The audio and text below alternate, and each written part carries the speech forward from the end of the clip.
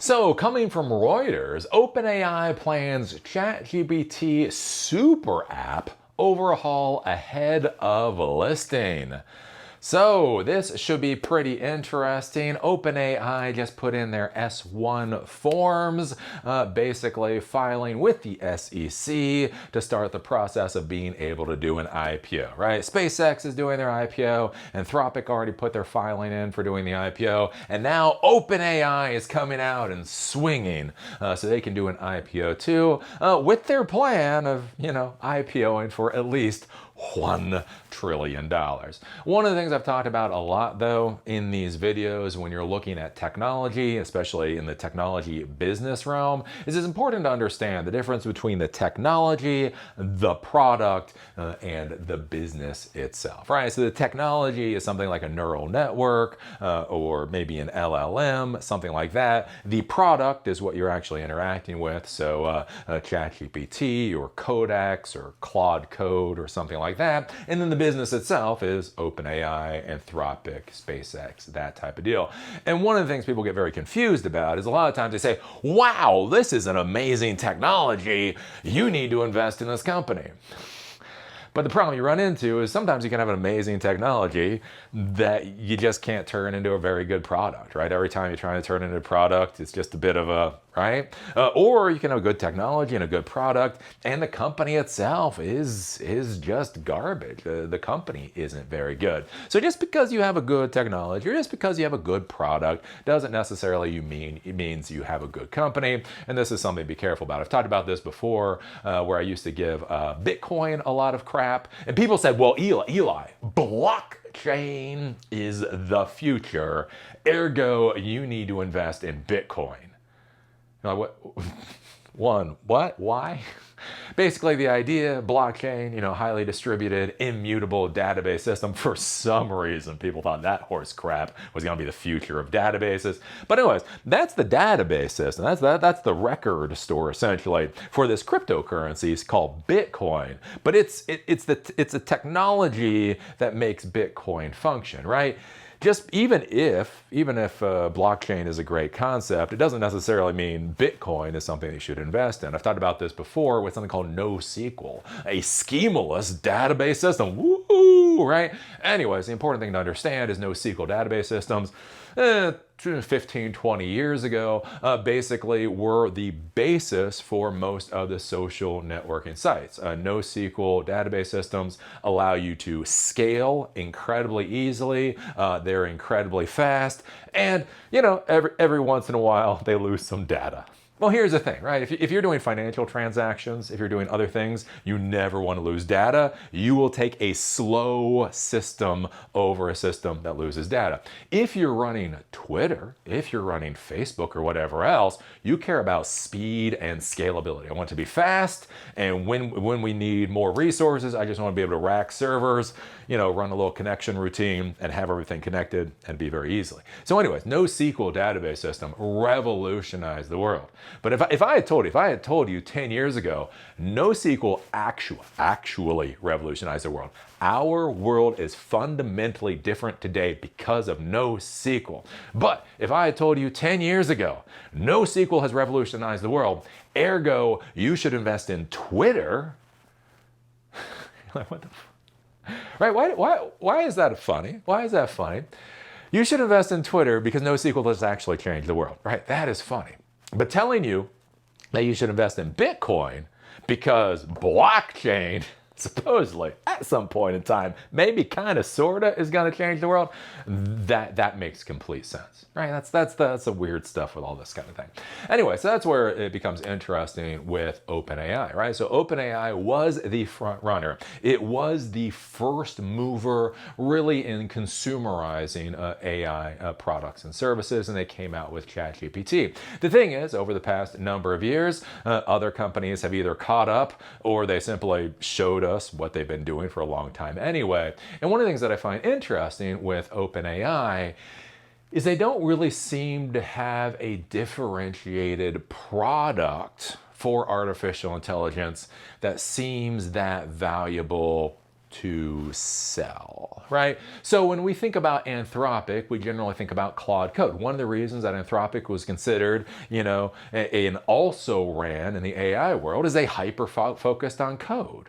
But here's the thing, right? If you're an old school coder, or if you're a coder that's in school right now, you probably know about Claude Code, and you're probably going to go use Claude Code because that's what everybody's talking about. Look, there is Codex. Grok has something. Look, if you want to pay $300 a month, Grok apparently has something out there. But, right, if you think about mind share, if you think about branding, right, Anthropic owns the AI coding space.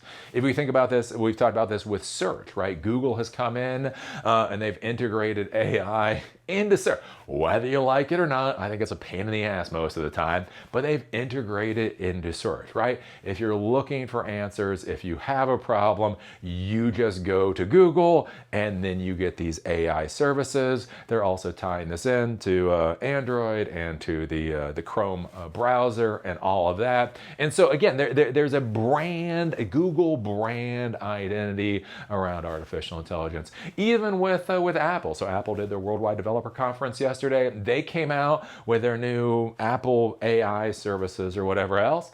And I've got to say, I mean, it is a brand differentiator, right? They're not talking about that. They're not, saying that they're building the best frontier models or whatever. Apparently, they partnered with Google to come up with a custom model for themselves. But one of the things that Apple is doing is they're coming out and they're saying, look, we are all for privacy. We are going to run as much of the AI services on your own platform as possible. And then even when it goes off platform, it's really interesting, actually.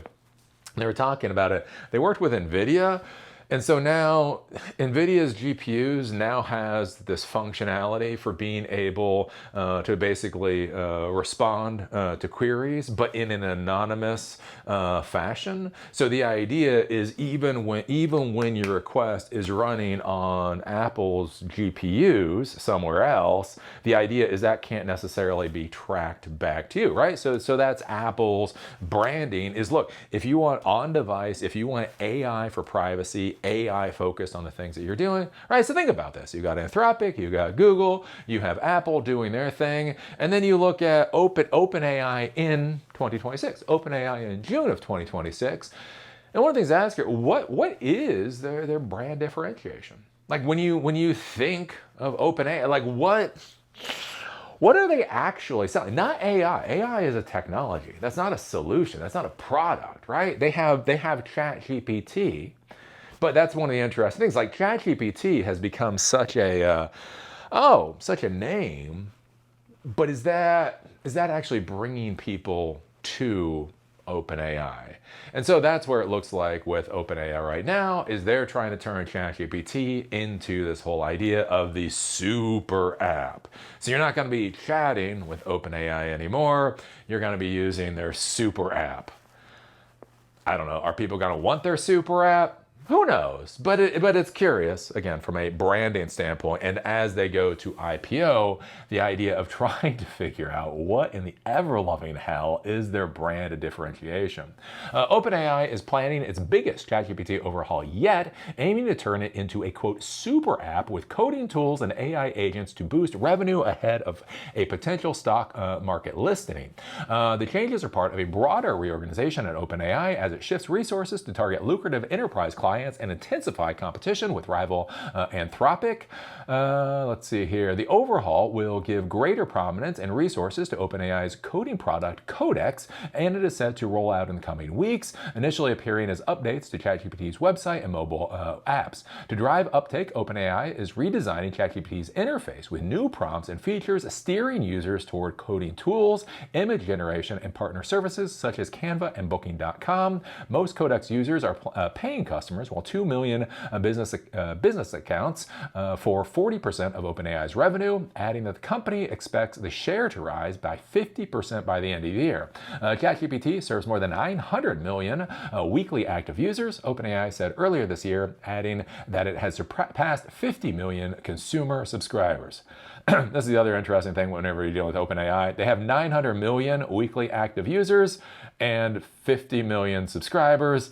And this is where we come back to that whole question of, somewhere between 5 to 10% of their actual user base are in fact customers. And so the idea here is that they're going to come out with this super app, and that is going to bring people to OpenAI, which will obviously give them that $1 trillion valuation. I have real questions with this. I think they screwed the pooch. Again, one of my big arguments, I've talked about this a lot, is that first mover advantage is not nearly as valuable as people think it is. And when I start looking at what companies are doing with AI and why I would either use or purchase services going into the future, I have a real question about the value that OpenAI is bringing to the table, right? If you go with Google, right? Google, people already have Gmail accounts. They already have YouTube accounts. They already have their calendars up there. They already have all of this stuff. They already have so much of their life. They have so much lock-in into the Google ecosystem. And then Google is adding AI services directly to Android, directly to the phone. They're adding it to Chrome, and they're adding it to the rest of their ecosystem. And it seems like that's the kind of overall system or platform that I would be interested in using and integrating with. Okay, so my Android phone has access to my calendar and my emails and my contacts. So, I can say, remind me to do whatever else, and it will be able to figure all of that out. Right? You think about this with Apple. That's what Apple showed. Now, supposedly we won't get these services to the fall, which maybe means fall of 2027. Who knows? Let's be honest. Who knows with Apple? But again, the same type of thing. I can pick up my iPhone. I already have an iPhone. I already have this device, right? I can pick up my iPhone, and I can say, hey, when is they showed this demonstration. When is this particular musician going to be doing a concert in my area, right? It's already on the iPhone. Great. I'm interested in getting tickets. Give me the information. You can give me the information. Great. Put that on my schedule, right? All of that kind of stuff is already kind of built into the system. Even when we think about Microsoft, so Azure, so Microsoft last week came out, they're talking about their own models, right? Their own models that are separate from what OpenAI offers. Well, think about this. If you're on the Microsoft stack already, right? You're already using MS SQL, you're already using Active Directory, you're already using, hybrid cloud services or whatever else. Having AI services that you can simply plug and play into that cloud infrastructure, right? That is branding there, and that there's already stickiness, there's already lock-in. Think about all of these AI providers. They already have the user base, they already have the stickiness, they already have the lock-in, and the AI functionality is simply coming on top of that. And then you look at ChatGPT.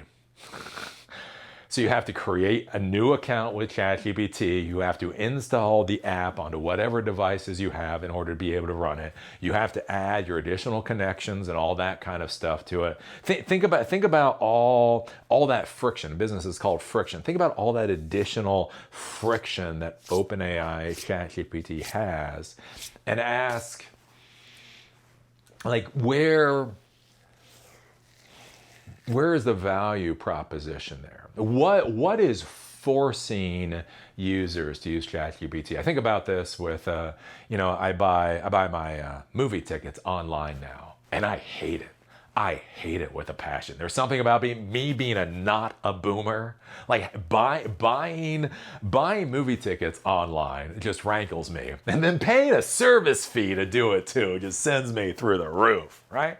Here's the thing. For a long time, Fandango, whatever, F them. Didn't want to do it, screw them. But I was in the Baltimore area, and I used to like to go to watch Marvel movies. Back when Marvel movies were still worth watching in the movie theater. They're not even worth watching anymore. To be clear, I was on an airplane ride. I was literally on an airplane ride and fell asleep on the airplane halfway through Fantastic Four. That's how bad Fantastic Four was to me.